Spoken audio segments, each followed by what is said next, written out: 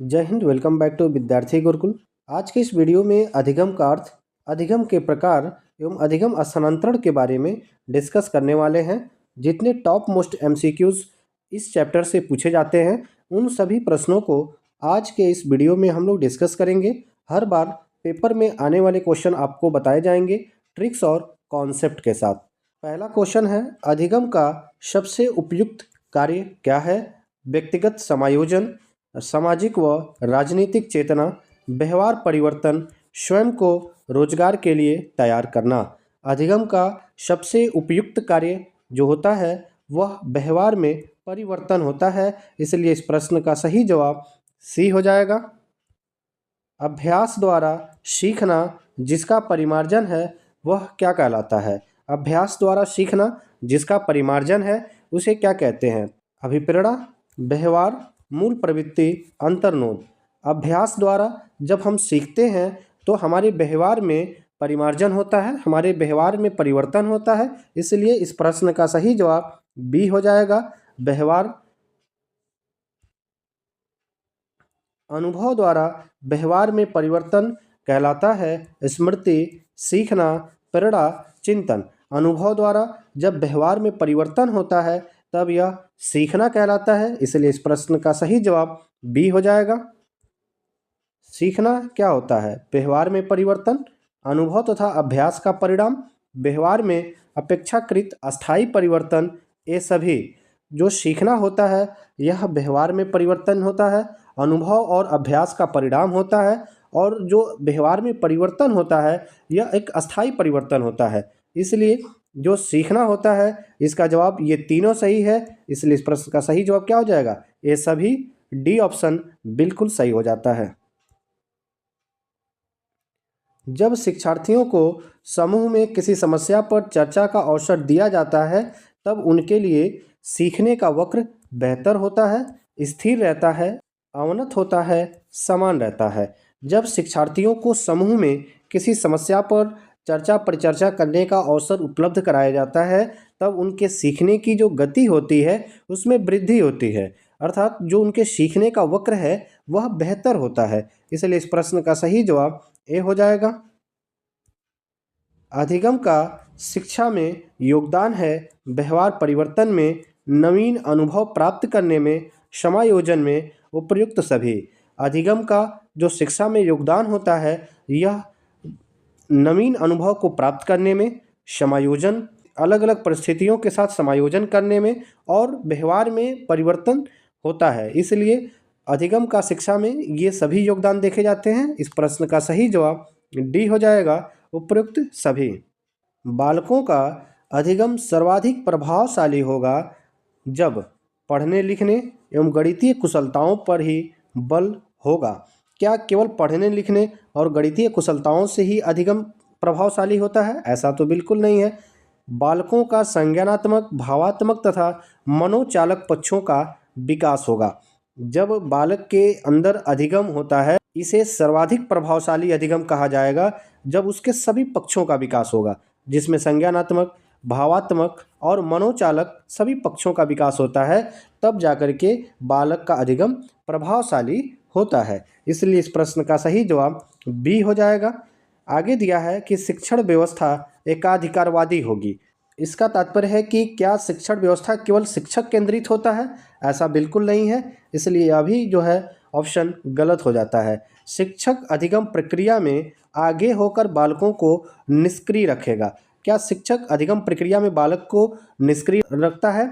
ऐसा बिल्कुल नहीं है। बालक जो है हमेशा शिक्षा अधिगम प्रक्रिया में सक्रिय रूप से अपनी प्रतिभागिता को सुनिश्चित करते हैं, इसलिए यह भी ऑप्शन गलत हो जाएगा।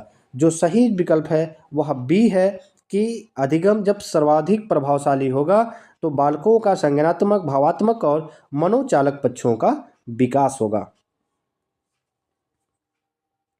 निम्नलिखित में से कौन सा एक सीखने के लिए प्रमुख है? अनुबंधन, रट कर याद करना, अनुकरण, अर्थ निर्माण। तो सीखने के लिए सबसे इम्पोर्टेंट क्या है? जब बालक को कुछ सिखाया जाता है तो बालक सीखने के बाद जब उसे अपने अनुभव के साथ अपने अर्थ का निर्माण करते हैं तब वह सीखने के लिए सबसे इम्पोर्टेंट हो जाता है। इसलिए यहाँ पे जो इस प्रश्न का सही जवाब होगा वह डी हो जाएगा, अर्थ निर्माण। अधिगम क्षमता निम्नलिखित में से किससे प्रभावित नहीं होती है? यहाँ पर नहीं शब्द है, तो किससे प्रभावित नहीं होती है? आनुवंशिकता, वातावरण, प्रशिक्षण या शिक्षण, राष्ट्रीयता।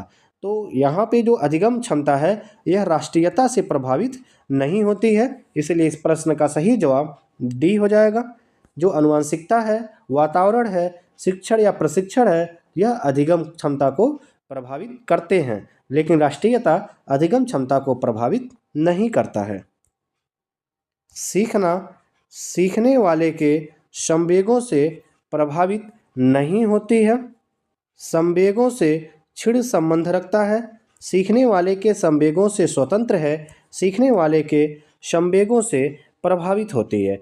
जो सीखना होता है यह सीखने वाले के संवेगों से प्रभावित होता है, अर्थात जो अधिगम करता है वह किस भाव के साथ अधिगम को कर रहा है यह इम्पॉर्टेंट हो जाता है, इसलिए इस प्रश्न का सही जवाब डी हो जाएगा। कौशल सीखने की पहली अवस्था है। यथार्थता, कल्पनाशीलता, समन्वय, अनुकरण। कौशल सीखने की जो पहली अवस्था है वह अनुकरण होता है, इसलिए इस प्रश्न का सही जवाब डी हो जाएगा। बालक विविध प्रकार से सीखते हैं। शिक्षक के द्वारा, भाषण द्वारा, प्रयोग द्वारा, विवेचन द्वारा, प्रश्न पूछकर, क्रिया करके तथा चिंतन करके। शिक्षक द्वारा निर्देशित, नियंत्रित, पाठ्यपुस्तक आधारित शिक्षण द्वारा। यहाँ नियंत्रित शब्द आया है इसलिए यह गलत हो जाएगा, उपर्युक्त में से कोई नहीं। शिक्षक के भाषण द्वारा। क्या बालक केवल शिक्षक के भाषण द्वारा अर्थात व्याख्यान विधि से सीखते हैं? ऐसा बिल्कुल नहीं है, इसलिए यह गलत हो जाएगा। बालक को जब भी सिखाया जाएगा तो वह क्रिया करके, प्रश्न पूछ करके, बालक को सक्रिय रूप से शिक्षण प्रक्रिया में शामिल करके, उन्हें चिंतन करने का अवसर दे करके जो है बालक को जब सिखाया जाता है तब जाकर के बालक सीखते हैं। तो इसे कहते हैं कि बालक विविध प्रकार से सीखते हैं, प्रयोगों द्वारा, विवेचन द्वारा, प्रश्न पूछकर, क्रिया करके या चिंतन करके। इसलिए इस प्रश्न का सही जवाब बी हो जाएगा। बच्चा किस प्रकार सीखता है? पुस्तकें पढ़कर, परिचर्चा द्वारा, प्रश्न पूछकर, कई प्रकार से। तो अभी आपने देखा कि बच्चा जो है वह कई प्रकार से सीखता है, विविध प्रकार से सीखता है, इसलिए इस प्रश्न का सही जवाब क्या हो जाएगा? डी हो जाएगा। आप अनपढ़ माता पिता के बच्चे को अंग्रेजी सिखाना चाहते हैं। आप बच्चे से अंग्रेजी में बात करेंगे। आप बच्चे को अंग्रेजी में बोलने के लिए बाध्य करेंगे। बाध्य शब्द आया है इसलिए यह गलत हो जाएगा। बच्चे से केवल अंग्रेजी में बात किया जाएगा तभी बच्चा अंग्रेजी सीखेगा, तो ऐसा तो नहीं है, क्योंकि बच्चे के जो माता पिता हैं वह अंग्रेजी नहीं जानते हैं।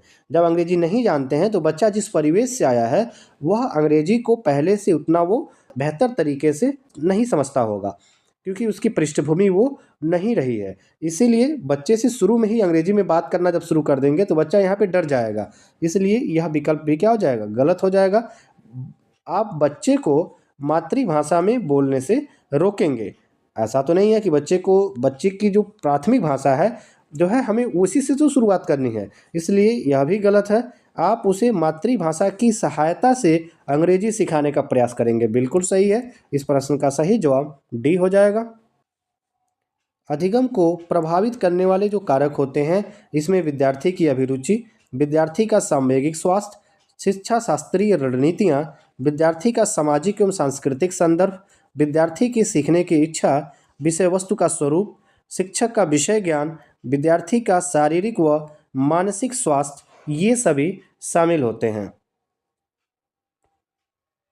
निम्नलिखित में से कौन सा अधिगम का वक्र नहीं है? यहाँ पे अधिगम का वक्र कौन सा नहीं है? नतोदर वक्र, मिश्रित वक्र, लंबवत वक्र, उन्नतोदर वक्र। अधिगम का वक्र 4 प्रकार का होता है: सरल रेखीय वक्र, नतोदर वक्र, उन्नतोदर और मिश्रित वक्र। लंबवत वक्र जो है अधिगम के वक्र में नहीं आता है, इसलिए इस प्रश्न का सही जवाब सी हो जाएगा।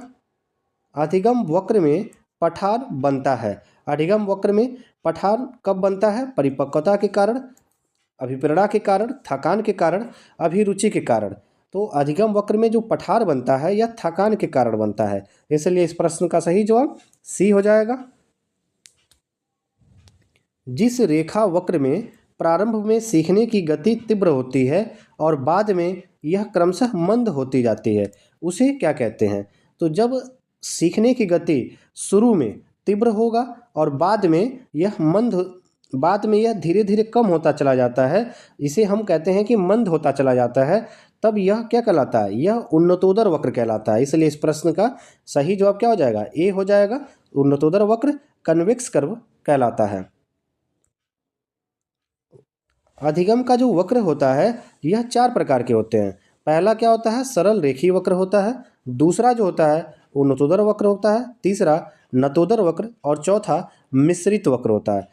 जो पहला सरल रेखीय वक्र होता है, इसमें जो बालक होता है वो कंटिन्यूअसली एक ही स्पीड में सीखता हुआ चला जाता है। तो ऐसा तो बिल्कुल नहीं है कि सीखने की जो गति होगी लगातार एक समान बनी रहेगी, ऐसा तो नहीं होता है। लेकिन जब सीखने की गति एक समान बनी रहे तब इसे हम सरल रेखीय वक्र कहते हैं, लेकिन यह पॉसिबल नहीं होता है वास्तविक रूप से।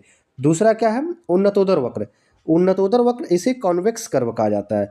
इसमें क्या होता है कि जो सीखने की जो गति होती है शुरू में तीव्र होती है, लेकिन बाद में धीरे धीरे यह मंद होती हुई चली जाती है। तीसरा जो है यह क्या होता है? नतोदर वक्र होता है। नतोदर वक्र को कॉनकेव कर्व कहा जाता है, यह तीसरा होता है। दूसरा उन्नतोदर वक्र होता है। नतोदर वक्र में क्या होता है कि जो सीखने की गति होती है शुरू में यह मंद होती है, लेकिन धीरे धीरे यह बढ़ता हुआ चला जाता है, तो इसे नतोदर वक्र कहा जाता है। शुरू में मंद होगा, आगे जो है यह बढ़ता हुआ चला जाएगा, अधिगम की जो मात्रा होगी उसमें वृद्धि होती हुई चली जाती है। तो जब शुरू में कम होगा तब नतोदर कहलाएगा, शुरू में ज़्यादा होगा तब उन्नतोदर कहलाएगा, और जब एक समान बना रहता है तब सरल रेखीय वक्र कहलाता है। लेकिन जो सबसे ज़्यादा देखा जाता है यह चौथा जो है, सबसे ज़्यादा केस में आपको मिलेगा मिश्रित वक्र। मिश्रित वक्र में क्या होता है कि सीखने की गति कभी तेज होगी, कभी धीमा होगी, कभी तेज होगी, कभी धीमा होगी, इस तरीके से मंद वृद्धि इस तरह से जब लगा रहता है तब यह मिश्रित वक्र कहलाता है। और अधिकांश बालकों की जो सीखने की गति होती है और अधिकांश बालकों के अधिगम का जो वक्र बनता है वह मिश्रित वक्र ही बनता है। इस प्रकार से आपने समझा कि जो अधिगम का वक्र होता है यह 4 प्रकार के होते हैं। सरल रेखीय वक्र, जब एक समान अधिगम की मात्रा बनी रहती है तब यह सरल रेखीय वक्र कहलाता है। जब शुरू में ज़्यादा और धीरे धीरे कम होता चला जाता है सीखने की गति, उसकी मात्रा, तब यह उन्नतोदर वक्र कहलाता है। ट्रिक कैसे याद रखेंगे कि शुरू में अगर क्या है, ज़्यादा है, तब जाकर के यह क्या कहलाएगा? उन्नतोदर वक्र कहलाएगा। और अगर शुरू में कम है, मंद है और धीरे धीरे बढ़ रहा है तब यह नतोदर वक्र कहलाएगा। और जब पहले तीव्र मंद मंद तीव्र इस तरह से लगा रहता है तब जाकर के यह मिश्रित वक्र कहलाता है। सीखने के वक्र सीखने की प्रगति के सूचक हैं, सीखने की मौलिकता के सूचक हैं, सीखने के गत्यात्मक स्वरूप के सूचक हैं, सीखने की रचनात्मकता के सूचक हैं। जो सीखने का वक्र होता है यह सीखने की प्रगति का सूचक होता है, इसलिए इस प्रश्न का सही जवाब ए हो जाएगा। सीखने की वह अवधि जब सीखने की प्रक्रिया में कोई उन्नति नहीं होती है तब क्या कहलाता है? सीखने के वक्र, सीखने का पठार, स्मृति, अवधान। जब कोई बालक सीख रहा है, केवल समय जो है वह व्यतीत कर रहा है, लेकिन उसके ज्ञान में किसी प्रकार की वृद्धि नहीं हो रही है, तब जाकर के हम कहते हैं तब यह सीखने का पठार कहलाता है। इसलिए इस प्रश्न का सही जवाब बी हो जाएगा। सुरेश सामान्य रूप से एक शांत कमरे में अकेले पढ़ना चाहता है, जबकि मदन एक समूह में अपने मित्रों के साथ पढ़ना चाहता है। यह उनके किसमें विभिन्नता के कारण हैं? अभिक्षमता, अधिगम शैली, प्रवर्तक स्तर, मूल्यों में।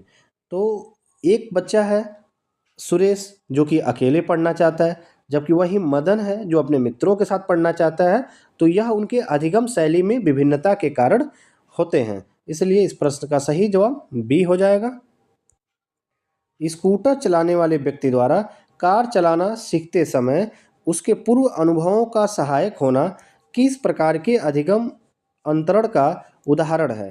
क्षैतिज अंतरण, धनात्मक अंतरण, ऊर्ध्व अंतरण, द्विपार्श्विक अंतरण। यदि एक व्यक्ति जो पहले स्कूटर चलाना जानता है अब वह कार चलाना सीख रहा है, तो यहाँ पे जो स्कूटर चलाने का जो उसी के पास अनुभव है, यह कार चलाने के अनुभव में सहायक होगा। और किस प्रकार से सहायक होगा? तो यह ऊर्ध्व स्थानांतरण कहलाएगा। इसलिए इस प्रश्न का सही जवाब सी हो जाएगा। एक बालक कक्षा में सीखे गए गणित का उपयोग किसी अन्य विषय के प्रश्न को हल करने में करता है। तो यह है अधिगम का सकारात्मक स्थानांतरण, अधिगम का शून्य स्थानांतरण, अधिगम का नकारात्मक स्थानांतरण, ऋणात्मक स्थानांतरण। जब एक बालक कक्षा में गणित का उपयोग किसी अन्य विषय के प्रश्न को हल करने में करेगा, तब यह अधिगम का सकारात्मक स्थानांतरण कहलाएगा। इसलिए इस प्रश्न का सही जवाब ए हो जाएगा। अधिगम स्थानांतरण की योग्यता को बढ़ाने के लिए अध्यापक को नहीं करना चाहिए। अध्यापक को क्या नहीं करना चाहिए? स्वक्रिया को प्रोत्साहित करना, रटने की प्रवृत्ति को प्रोत्साहित करना, सूझ द्वारा सीखने का विकास करना, सामान्यीकरण पर बल देना। अधिगम स्थानांतरण की योग्यता को बढ़ाने के लिए एक शिक्षक को नहीं करना, यहाँ पर निगेटिव जवाब चुनना है आपको। इसलिए इस प्रश्न का सही जवाब बी हो जाएगा। रटने की प्रवृत्ति को प्रोत्साहित करना, यह अध्यापक को नहीं करना चाहिए। सीखने का स्थानांतरण है सीखी गई वस्तु को संभालना, सीखी हुई तरकीब का वैसा ही उपयोग, सीखी हुई वस्तु का अन्य परिस्थिति में प्रयोग, उपयुक्त में से कोई नहीं। सीखने का जो स्थानांतरण होता है, यह एक सीखी हुई वस्तु का अन्य परिस्थिति में प्रयोग करना कहलाता है। यह एक जगह से सीखी हुई वस्तु का अन्य परिस्थिति में प्रयोग करना कहलाता है। इसलिए इस प्रश्न का सही जवाब सी हो जाएगा। यदि पूर्व ज्ञान व अनुभव नए प्रकार के ज्ञान सीखने में सहायता करते हैं, तो उसे कहते हैं नकारात्मक प्रशिक्षण स्थानांतरण, सकारात्मक प्रशिक्षण स्थानांतरण, प्रशिक्षण स्थानांतरण। सीखना तो पूर्व में जो ज्ञान और अनुभव है वह नए प्रकार के ज्ञान को सीखने में जब सहायता करते हैं, तब यह सकारात्मक प्रशिक्षण स्थानांतरण कहलाता है। इस प्रश्न का सही जवाब बी हो जाएगा। जब मानव शरीर के एक भाग को दिए गए प्रशिक्षण का अंतरण दूसरे भाग में हो जाता है, तो इसे क्या कहते हैं? ऊर्ध्व स्थानांतरण, क्षैतिज अंतरण, द्विपार्श्विक अंतरण, उपयुक्त में से कोई नहीं। जब शरीर के एक भाग को कोई प्रशिक्षण दिया जाता है और उसका लाभ दूसरे भाग को मिल जाता है, तब यह द्विपार्श्विक अंतरण कहलाता है। इसलिए इस प्रश्न का सही जवाब सी हो जाएगा। जब पूर्व का अधिगम नई स्थितियों को सीखने को बिल्कुल प्रभावित नहीं करता है, तो यह क्या कहलाता है? अधिगम का शून्य स्थानांतरण, अधिगम का निरपेक्ष स्थानांतरण, अधिगम का सकारात्मक स्थानांतरण, अधिगम का नकारात्मक स्थानांतरण। जब पूर्व का ज्ञान नई स्थितियों को सीखने में बिल्कुल प्रभावित नहीं करता है, तब यह अधिगम का शून्य स्थानांतरण कहलाता है। इसलिए इस प्रश्न का सही जवाब ए हो जाएगा। एक बालक जो साइकिल चलाना जानता है, मोटर बाइक चलाना सीख रहा है, यह उदाहरण होगा अधिक क्षैतिज अधिगम अंतरण का, ऊर्ध्व अधिगम अंतरण का, द्विपार्श्विक अधिगम अंतरण का। कोई भी अधिगम अंतरण नहीं होगा। एक बालक जो पहले साइकिल चलाना जानता है, अब जब वो मोटर बाइक चलाना सीखेगा, तो वहाँ पे यह ऊर्ध्व अधिगम अंतरण कहलाएगा। इसलिए इस प्रश्न का सही जवाब बी हो जाएगा। स्तंभ ए और स्तंभ बी को सुमेलित करना है। स्तंभ ए में आपको यहाँ पे सिद्धांतों के नाम कुछ दिए गए हैं और स्तंभ बी में इनके मनोवैज्ञानिकों के नाम, इनके प्रतिपादक या इनसे जुड़े मनोवैज्ञानिक का नाम दिया गया है। इसे मिलाना है, इसे मैचिंग करना है और यहाँ बताना है कौन सा सही है। जो एनिमल इंटेलिजेंस है, यह पुस्तक किसकी है? तो एनिमल इंटेलिजेंस जो पुस्तक है यह थॉर्नडाइक की है। ए का तीसरा हो जाएगा पुनर्बलन की सूची। पुनर्बलन के बारे में किसने बताया है? तो पुनर्बलन के बारे में स्किनर ने बताया है। सारगर्भिता का जो सिद्धांत होता है, यह गेस्टाल्टवादियों के द्वारा दिया गया है और अनुकूलन जो है यह पियाजे का है। आज के इस वीडियो में आप लोगों ने अधिगम के प्रकार, अधिगम स्थानांतरण और अधिगम वक्र, अधिगम के पठार, इनसे जुड़े जो भी संभावित प्रश्न एग्जाम में बन सकते हैं उसको आपने देखा है। यदि आपने अभी तक वीडियो को लाइक नहीं किया तो लाइक कर दीजिए। इसे अपने व्हाट्सएप ग्रुप पर दोस्तों के साथ शेयर ज़रूर कीजिएगा। चैनल को सब्सक्राइब कीजिए, ऐसे रेगुलर सेशन आपको रेगुलर मिलते हैं। कमेंट करके बताइए आगे आप किस टॉपिक पर वीडियो चाहते हैं। व्हाट्सएप पर हमारा विद्यार्थी गुरुकुल का चैनल बना हुआ है।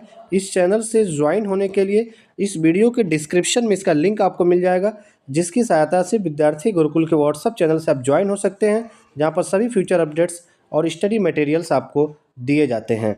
मिलते हैं फिर आपसे नेक्स्ट सेशन में। जय हिंद,